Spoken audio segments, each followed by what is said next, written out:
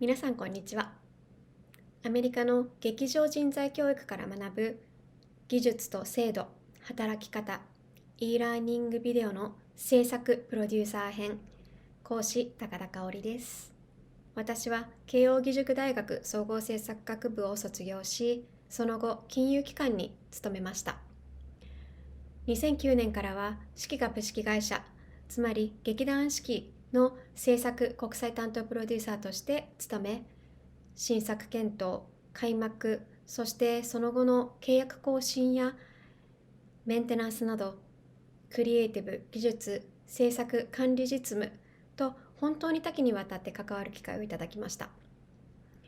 主な作品としては、アンドリュー・ロイド・ウェーバー版のサウンド・オブ・ミュージック、そしてディズニーのリトル・マーメイドなどの開幕の担当をいたしました。それらの経験からもっと深掘りして学びたいと思って、2014年よりニューヨークのコロンビア大学スクール・オブ・ディ・アーツのシアターマネジメント&プロデューシングで学び、MFA 修士号の取得をして卒業しました。在学中にはミュージカルレントが始まったことで知られているニューヨークシアターワークショップや、ブロードウェイの最大の非営利劇場であるラウンドアバウトシアターカンパニーに勤務、そしてブロードウェイミュージカルアリージャンスのプロダクションコンサルタントなどを務めました。またニューヨークのゴージャスエンターテインメントのプロデューサーも務めました。このような経験がある私ですが、今回計3本のビデオシリーズ、そして4本目のディスカッションを、通して皆さんにアメリカのシアターの仕組みについてご紹介したいと思っています。3本の内容ですが、アメリカのシアター業界概要編、非営利劇場編、そしてそうだ、アメリカに行こう編をお届けします。アメリカのシアター業界概要編では、ゲストに私の友人であるミュージカルファンホームのプロデューサーの一人、そしてその他さまざまな作品にもプロデューサーを務めるトム・キャサリーさんをお迎えして、ミュージカルファンホームのディベロップメントといわれる作品開発のプロセスを通じて、営利と非営利劇場の関係性を具体例を見ながらご紹介したいと思っています。これらを通じて皆さんにアメリカのシアター業界の全体像をまずご理解いただければと思います。そして2本目、非営利劇場編では、私の恩師でもあり、NEA 全米芸術基金のディレクターなど、シアター業界での養殖を経て、コロンビア大学でも教えられるジジ・ボルトさんをお迎えして、アメリカの非営利劇場の歴史を教えていただきます。後半部分では Q&A セッション形式で、非営利劇場の仕組み、そこで働く人々に関してなどをご紹介し、日本ではあまり知られていないアメリカの非営利劇場に関して掘り下げてご紹介したいと思っています。3本目のアメリカに行こう編ですが、このビデオをご覧になっている方々、様々にバックグラウンドが違うかと思いますが、アメリカに行こうと思われた際に考えられるオプションを大きく3つにまとめてご紹介したいと思います。特にそのうちの1つ、作品をアメリカに持っていくに関しては、ゲストにジャパンソサエティの芸術監督、塩谷陽子さんをお迎えして、その長年にわたる経験から作品を海外に持っていく際のアドバイスを頂戴いたします。それではまず、アメリカのシアター業界概要編をお届けします。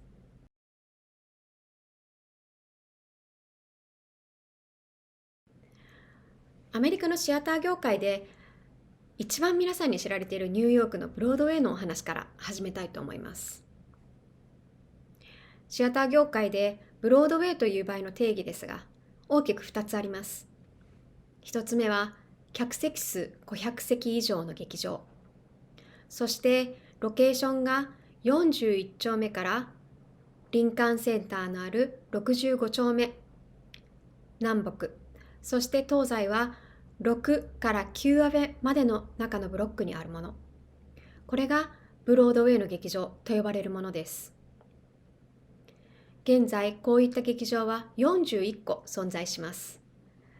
このうち三大劇場主と言われるシューバート、ジュージャムスン、ニダーランダーが31個を保有しています。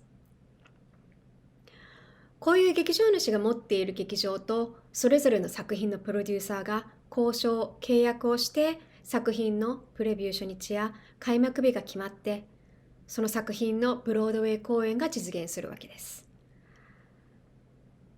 こういうブロードウェイ初日を迎えるまでミュージカルは通常3年から6年、コストにして10億から17億、昨今では20億とかかると言われていますが、この3年から6年と言われる時間の間に実際にどういうプロセスが経ているのかに関してはあまり語れることが少ないのではないかと思っています。ここでブロードウェイの作品が実際にどのようなプロセスを経てブロードウェイにたどり着くのか、その中でのプロデューサーの役割とはといったことに関してゲストをお呼びして一例を見ていきたいと思います。ファンホームのプロデューサーでその他数々のプロデュースも手掛けるトム・キャサリーさんです。Hi Tom, thank you for joining us. Thanks so much for having me. Could you introduce yourself? Yeah, so my name is Tom Casserly, and I'm a theater producer based in New York. And I've been producing theater here for the last 10 years or so. Awesome. So what is your background? So I studied theater in college. I went to Northwestern University, just outside of Chicago. And I initially was, as many people are, looking to be a performer.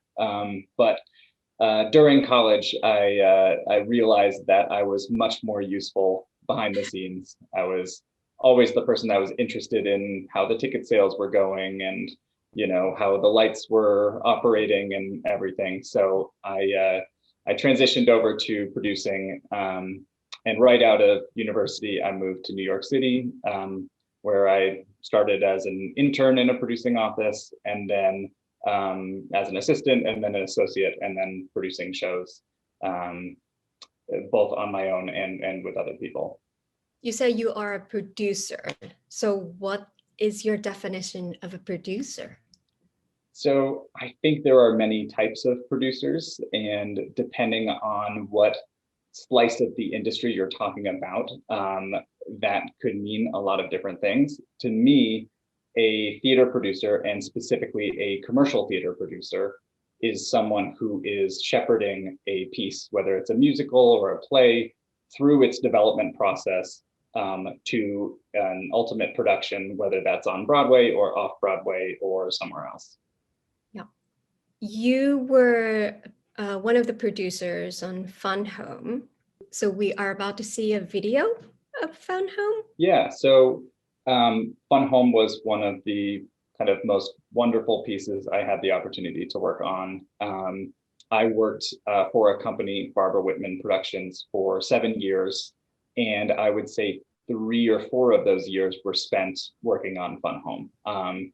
And so it's a great piece to talk about because I got to work on it every day for so long. Fun Home was a musical on Broadway and had a very long trajectory and the road to getting to Broadway, which I think we're going to talk about. But one of the most exciting points in that road is the first day of rehearsal, when you're rehearsing for a Broadway show. And so that's what this video is about. It kind of captures some of the life and the fun of everyone coming together, many people for the first time, to celebrate that first day of rehearsal. It's our first day of rehearsal for Fun Home on Broadway. First rehearsals are special because they're the beginning of a trip. We are a family that has already formed, and we've formed it over several productions. Everyone working on the show comes together for the first time, and probably not again for a little while to have everyone in the room together. It's kind of an overwhelming group of people that it takes to make a Broadway musical.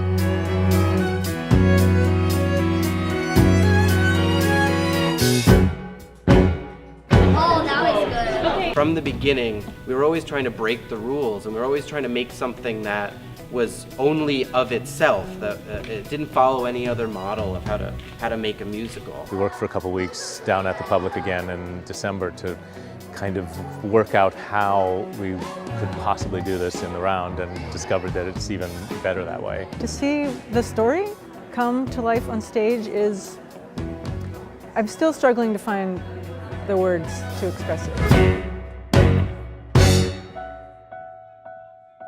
Magic's going to be made between now and 3 weeks from now. It's just going to be magic. This is the most emotionally moving night you will spend in the theater in your adult lifetime. It is extraordinary.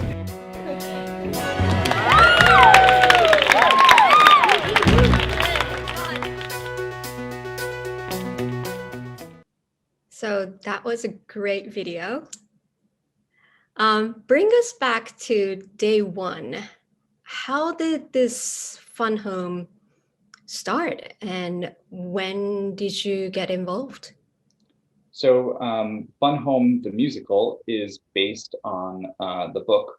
It's a graphic novel by Alison Bechdel called Fun Home. And oftentimes in theater, we make musicals that are based on underlying works, whether they are books or TV shows or movies. And this one happened to be based on a book. So that's actually one of the first responsibilities of a producer, is oftentimes negotiating that deal to secure those underlying rights. This show was from the beginning a collaboration between Janine Tesori and Lisa Krohn, who wrote the music and the words to the Fun Home musical. And the journey started in, I want to say, 2011, 2012, but we came aboard through Barbara Whitman Productions and the other two lead producing entities that came together to produce the show on Broadway. We all joined in a couple years later, after the show had already had a couple writing residencies where Janine and Lisa had started to work on the piece. So in commercial theater, the producers can kind of become attached at any point in the process, whether it's at the very beginning by commissioning a show, or toward the end when they've seen a show that they like and they want to bring it to Broadway. So Fun Home, we became involved very early in that process. And prior to that, the writers had found a connection with the director, Sam Gold, who he joined in 2012, I believe, when they all were in the same place at a writing residency. So once Sam joined, that's when really the Fun Home team started working on the musical that we know as the one that eventually made its way to Broadway. Mm-hmm. And then, so during that time, they did a workshop at Public, was that? Yeah, so I think just before we became involved, the Public Theater, which is, for those who don't know, is one of the kind of biggest nonprofit, not-for-profit theaters in the United States. It's downtown in New York. It's balances both kind of artistic achievement and also commercial success in terms of, it's the theater where Hair started, it's the theater where A Chorus Line started, and it's the theater where Hamilton started. So it tends to generate a lot of both musicals and plays very successfully. So the Public had a pre-existing relationship with Janine Tesori, and they had arranged to do a Fun Home that was in their smallest theater, just as kind of a proof of concept for the show, so that Sam could work on it and Janine and Lisa could keep writing and kind of develop the show in that way. Mm-hmm. And we became involved after that. And the next step that we were actually had our hands in was a full production at the Public Theater. And that was the off-Broadway premiere of Fun Home. So talk to us about the off-Broadway run at the public. What is the benefit for the producers to have a run at a not-for-profit theaters? Yeah, so this is actually one of the big decisions that a producer is going to make at this stage in the process, when the next step is for a real audience to see the show.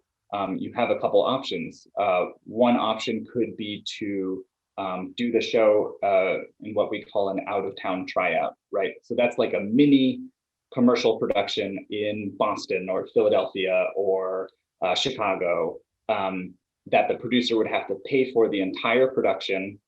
But if that production were successful, they would get to keep the money, and they would get to learn a lot about how an audience reacts to a show. And many well-known musicals were developed in that way, from West Side Story to A Funny Thing Happened on the Way to the Forum, right? So they went out of town and then came into Broadway, and that's kind of how we talk about it.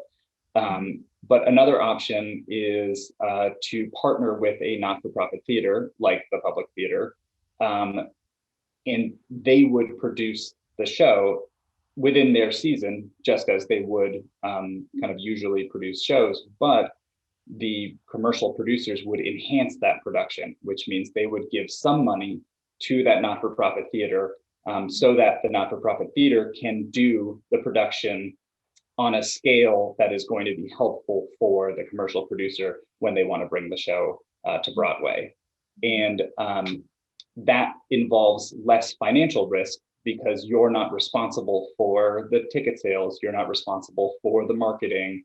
You're putting in some money that is going to go to the not-for-profit theater, but you're not on the hook for the whole amount. And so that's what we decided to do with Fun Home.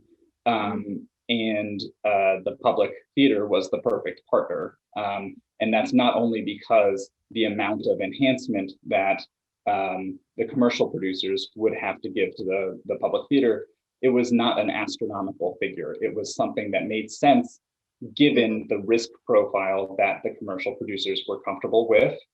Now, Fun Home is a very special musical in that it is not your mainstream Broadway fare.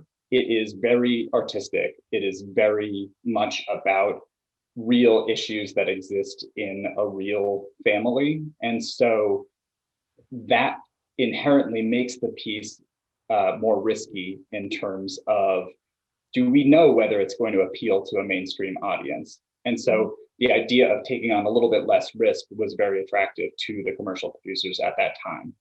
And then the other thing that they got from partnering with the public was artistic support. So as I mentioned, the Public Theater has supported those really big, famous, pieces and hundreds of others. And having their artistic structure in place was really helpful for the creative development of the show. And then there was a big turning point on the opening night of the public run. Yeah, so actually this is one of those nights that I will always remember. I was in a cab going home from the opening night party, and I was with a couple friends and with my boss, and the reviews came out while we were in the car. And so she had me read the entire review, out loud to the whole cab. And when I was done, I remember distinctly her saying, like, oh man, like now we have to take the show to Broadway, like now we don't have a choice. And it had always been the three lead producers, Barbara, Mike, and Kristen, had always been operating under the assumption that everything had to line up perfectly for them to decide to take the show to Broadway. And this was that last piece. We already had the ticket sales, we already had the good word of mouth. We were all happy about the actual show itself. The reviews came in on opening night of the public. And that was the last piece that said, okay, it's time to try moving this show to Broadway. And so what that meant is we had to suddenly our small team had to grow to see if that was going to be possible. One of the first people that you hire is a press agent, right? You need someone who's going to be out there advocating on behalf of the show, trying to drum up excitement, seeing if people are already excited about the show coming. And then you're also going to start engaging your general manager, which you've probably already worked with on the show because they're the ones who are budgeting those developmental steps. But now you're really engaging them in earnest. They're working on budgets, they're working on contracts, all of those kind of things. And of course, all of the other people who, could be 100 people or so who are working on the show on Broadway, you're starting to think about how you fill out that team. But the biggest thing that you have to do when you decide that you want your show to go to Broadway is to see if there's a Broadway theater available. So how do you get a theater? I think that question depends on who you are. One of the unique things about Broadway is there are a finite number of theaters and a less than finite number of shows who would like to be on Broadway. And so there are always shows circling different theaters, and you kind of have to hope that one of the theater owners will turn to you and say, okay, we do want to take a chance on this show. We have these theaters available. How does that sound to you? When we opened at the public, so that was fall of 2013. The earliest that we would be able to move to Broadway would be the spring of 2014. However, there were no theaters available at that time. And we didn't want to sit around and wait to see if maybe a theater would become available. What we did instead is we looked a little bit further in the calendar, and it turned out that one theater was available the following year at Circle in the Square. And so that's the theater that the commercial producers decided would be the home for Fun Home. But it meant we had to wait for an entire year before we could actually start performances. Mm-hmm. This was a very busy year. So even though we had a long time to kind of put these things together, one of the kind of the big things that we needed to focus on first was we were moving from the public theater, which was a proscenium house, so a kind of traditional theater, to Circle in the Square on Broadway, which, as you might be able to guess from its name, is a theater that performs in the round, right? And so artistically, and also financially, we had to figure out how do you take this show that was done in, one dimension and do it in the round. Okay, now you know that you have a Broadway theater. How can you come up with a budget, and how can you raise the money to actually put the show on Broadway? And so that process started pretty much as soon as we had made the decision that we wanted to move to Broadway. We were lucky that the public theater production extended into January, because that meant that we were able to get some of our potential investors and those kind of people in to see the show. That's the best tool that you have as a producer. You say, hey, come see the show, and if you like it, maybe you'll want to invest in it on Broadway. But one of the special things about Fun Home is, so Circle in the Square Theater is only about 750 seats.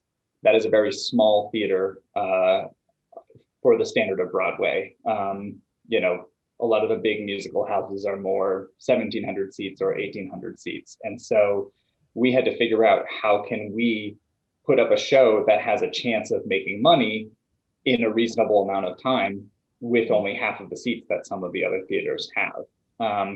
And what that meant from the beginning is we had to keep our capitalization very low. And that's the money that you need to raise to initially put the show up on Broadway. And that was 5.25 million?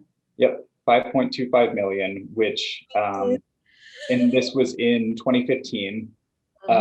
Today, or even back then, that was really about the budget of a large play. Yeah. For context, I would say most musicals nowadays are in the 10 to $15 million, really maybe 10 to 20. But when we went to raise $5.25 million, that is something that would be hard for 3 people to do on their own. And so very often, especially with musicals that are more, which are more expensive, you bring on other producers called co-producers, and they're going to help you raise the money. They're going to reach out to investors. They're going to each raise a chunk of the money. And in return, they get a piece of your profit, and they also get their name in the, above the title, which, their name gets to be everywhere where the show is. And it also ultimately means that they would be eligible for getting a Tony Award if the show is going to win. Then it is the Broadway opening. I believe the preview started March 27th, 2015, and opening on April 19th, 2015. Yep, Sunday, April 19th. It was actually one of the lead producers. It was Kristen's birthday, so I always remember that it was that date. It turned out to be a very good birthday for her. The preview period is a really important time because you get to still change the show and make some changes and some tweaks artistically, but you also get a sense for the first time of how a Broadway audience is going to react to the show. And so we were really happy. We were selling okay, considering that not many people had heard of this show before. It's not like, it did not have a name like, King Kong or, it was, yeah, exactly, or SpongeBob, right? So we knew that our goal was going to be to build every week, right? So if more people see the show next week than this week, then we're doing okay. And so that was happening. And then we opened on April 19th and got great reviews, just like we had off Broadway. And those reviews helped us kind of keep growing every week. And that was actually a purposeful kind of decision by the producers to open so late in the season. So April 19th was the opening. I believe Tony nominations came out that year around May 2nd, right? That's only about 2 weeks later. And that's purposeful to kind of put it as close as possible to when the Tony nominations would come out, because that meant that we only needed to survive, 2 weeks on the great reviews before the nominations would hit. And luckily we were tied, but the most nominated show that season. I think it was 12. It was 11 or 12, but I think it was 12. And I think we were tied with American in Paris. But what that meant is, every headline that talked about the Tony nominations said Fun Home, and that is helped build that momentum to lead us from previews to opening to the nominations to the Tony Awards themselves, which happened the first week of June. Winning the Tony Award was the only thing that would have allowed us to book a national tour the following year, for example. It's very hard to book a national tour if people around the country haven't heard about your show. And the best way to have them hear about your show is to win a big award on national TV, in June. So absolutely, it helped with future productions like the tour and like our production in London. And it also just helped in terms of the future life of the show, because these ticket sales from the Tony Awards helped us recoup. And that's what, once you recoup, everyone is happy. So Tom, what is the day-to-day work for a producer during this time? Yeah, so when the show is actually in production, when you have 8 shows a week on Broadway, the role of the producer is really to make sure that the train is, moving forward and not stopping, right? And so a big part of that is the producer is in charge of making marketing and advertising and press decisions, right? So kind of with input from their marketing team, their advertising team, and their press agent, right, who are all going to come with data, information, recommendations. The producer is going to make decisions. How do we spend our advertising dollars? What publication is a good fit for, an interview or for, should we put an advertisement in that publication that we have an interview coming up, so that people get to see the show twice, right? They get familiar with its name. All of those kind of things are happening constantly when a show is running, and is probably the most time is spent thinking about those things because they are so important. Leading from that, you're talking about ticketing strategy, right? So how much should we sell our tickets for, right? Why aren't we selling, enough tickets at this price? Why are we selling them more at this price? What seems to be working? How can we tweak this to make sense? So that kind of goes hand in hand with advertising. And then working with the general management team to say, okay, are we staying on budget? If it looks like our sales are going to be this much in the future, right? How much can we afford to spend on extra advertising? How much, what does that balance look like? Can we start returning some money to the investors? Do we have enough money in the bank to start returning money? All of those things are happening on a day-to-day basis. And then also you have a show with people who are under your employ at a theater.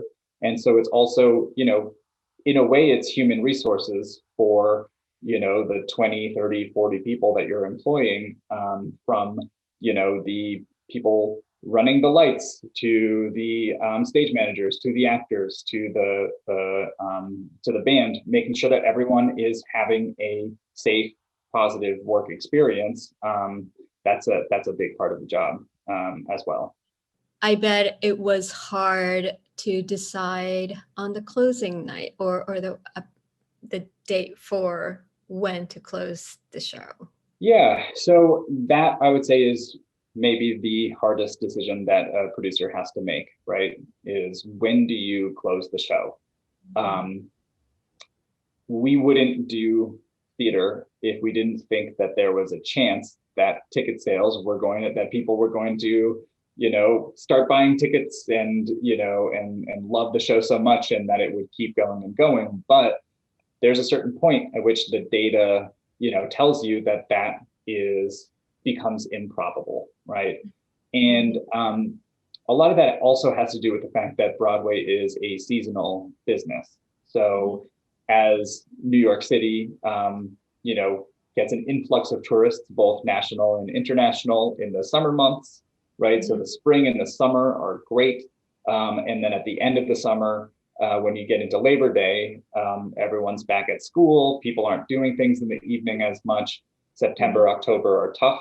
And then once you get toward the holidays, Thanksgiving and Hanukkah and Christmas, when people have time off, you get to see these big mega weeks. Oftentimes the best week, is Thanksgiving or the week between Christmas and New Year's. There are tourists, nobody's working, everyone, is spending money, and then you go into the winter where, just like it is with everything else, January and February are tough. And then it picks back up in the spring. So using that general guide, you're probably going to close.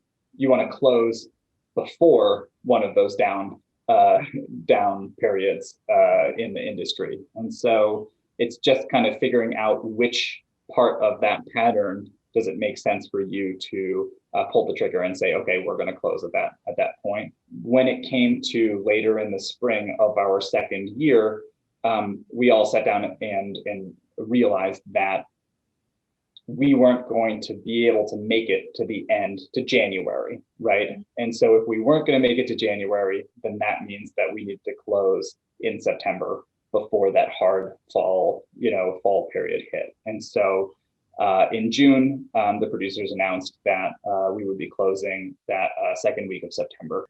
What is your advice to the people who wants to become a producer? So being a producer is really hard, right? Like commercial producers don't get paid until their show makes money. And as we've mentioned, only about 20% of the shows that make it to Broadway actually make money, right? So as someone who is not a wealthy person, right, it was very important to me to develop skill sets that I could be hired to do by other people who wanted me to work on their theater projects, right? So that's kind of the first thing that I would say is that it is absolutely amazing to have your own projects that you want to, you know, shepherd along and have dreams of going to Broadway. But it also makes sense to figure out a way and in theater to be making money at the same time. And this is particularly like talking to an international audience, things like translating, things like, you know, being someone who can communicate in an international setting is really important. You know, if you can write, if you can translate, if you can, you know, interact with people across a bunch of different countries or in different languages, you're going to prove an asset to whatever company you're going to be working for. Yeah, I think you're touching to a great point because I think eventually producers are communicators that kind of not only the language, it's like the artistic visions or even financially or telling the stories to investors. Like that whole thing is about a good communicators are someone who would be ideal. It's an ideal skill to have. Absolutely. Yeah, you need to learn a lot of different languages to be a producer, right? Whether it's English or Japanese or design or finances or budgeting or, you know, how to schmooze with investors. All of those languages you need to know. Some of them you might not like as much, but they're, you know, it's very important. Yeah, it's part of the job. This whole conversation was really great. Thank you for sharing your experience with Fun Home. Thank you so much for having me. 以上、トム・キャサリーさんとのお話いかがでしたでしょうか。ミュージカルファンホームの開発段階において、プロデューサーがその作品の特性をよく理解し、リーディング、ワークショップ、オフブロードウェイ、ブロードウェイと着実に開発段階を積み上げていく。そんな大きな流れをご覧いただけたかと思います。営利と非営利がお互いのメリットを享受し合いながら作品を作るのは昨今のアメリカの劇場のトレンドです。作品作りの観点から言うと、ミッション、使命を持った非営利劇場が作品の開発を担うことによって、世相や社会情勢を反映した意義のある作品作りが可能となっています。そんな相互関係の存在がこのニューヨークを中心としたアメリカのシアター業界全般の層の厚さを生み出し、またその層の厚さが今度は様々なビジネスを生み出しています。キャサリーさんもお話ししていた通り、クリエイティブチームのみならず、そこに GM、ジェネラルマネージャー、弁護士、会計士、マーケティング、PR、劇場スタッフなど、こんなプロフェッショナルがそれぞれの段階に合わせてチームに加わっていました。そんなアメリカのシアター業界の人の分布図も垣間見ていただけたのではないでしょうか。さて、この次のビデオでは非営利劇場編と題して先ほどご紹介したパブリックシアターに代表される非営利劇場の歴史、仕組み、組織、そこで働く人々などに関して深掘りしていきたいと思っています。ご覧いただきましてありがとうございました。